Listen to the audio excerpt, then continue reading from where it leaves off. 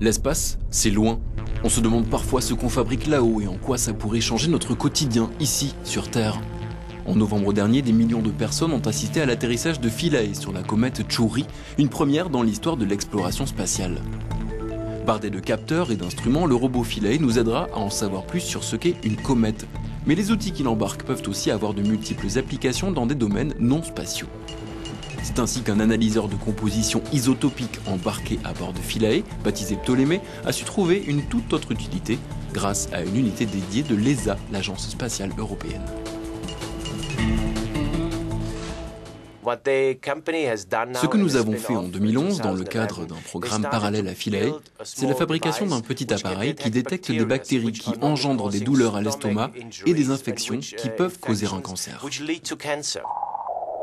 Ptolémée a aussi permis d'élaborer un protocole de diagnostic de la tuberculose en Afrique subsaharienne en permettant la détection de marqueurs chimiques associés à la maladie, et il y a encore bien des pistes à explorer.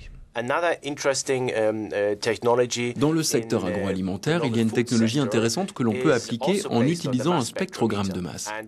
Une société issue de notre incubateur au Royaume-Uni a su utiliser notre technologie pour détecter les empreintes chimiques de certains insectes ou parasites. Donc par exemple dans une chambre d'hôtel ou dans une unité de production ou de stockage alimentaire, des lieux où l'on ne doit pas trouver la moindre trace de parasites, cela permet de vous assurer de l'absence d'indésirables.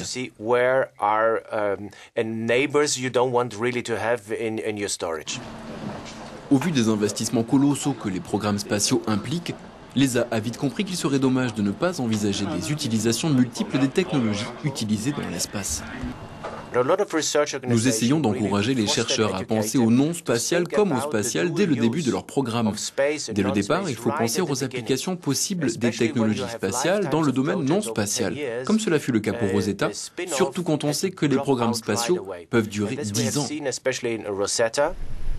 Dans cette PME high-tech de Grenoble, en France, on a compris que la technologie spatiale pouvait se transformer en réelle opportunité.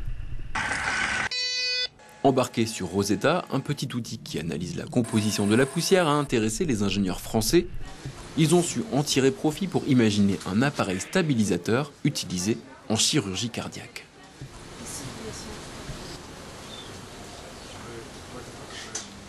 On a fourni un actionneur qui permet en fait de contrôler les vibrations. Donc ce qui se passe, c'est que quand un chirurgien fait une opération à cœur ouvert, on a le cœur qui va trembler à l'intérieur de la cage thoracique. Habituellement, ce qu'on fait, c'est qu'on arrête le cœur, ce qui est quand même relativement risqué. Là, ce que va faire cette manip, c'est on va contrôler les vibrations du cœur pour réduire les tremblements et permettre au chirurgien de travailler en conditions, je dirais, acceptables, alors que le cœur bat toujours. Loin des blocs opératoires, les ingénieurs testent leur technologie de stabilisation dans le domaine des sports d'hiver. Car lancé à pleine vitesse sur la neige, un skieur ressent de fortes vibrations qui le ralentissent et qui rendent l'exercice dangereux. On a transféré cette technologie pour être capable de contrôler les vibrations d'un ski. Donc en l'occurrence, c'était pour un ski de kilomètre lancé, et sur lesquels on était capable de maîtriser les vibrations et de faire que le ski tremble plus ou moins, et surtout moins en l'occurrence, et d'empêcher le ski de rentrer en vibration. Vous êtes terre à terre, alors l'espace, oui, c'est loin. Et les budgets de programmes spatiaux peuvent à juste titre avoir l'air astronomiques. Qu'est-ce qu'on va fabriquer sur une comète? À quoi ça sert au quotidien? La réponse, vous l'aurez demain.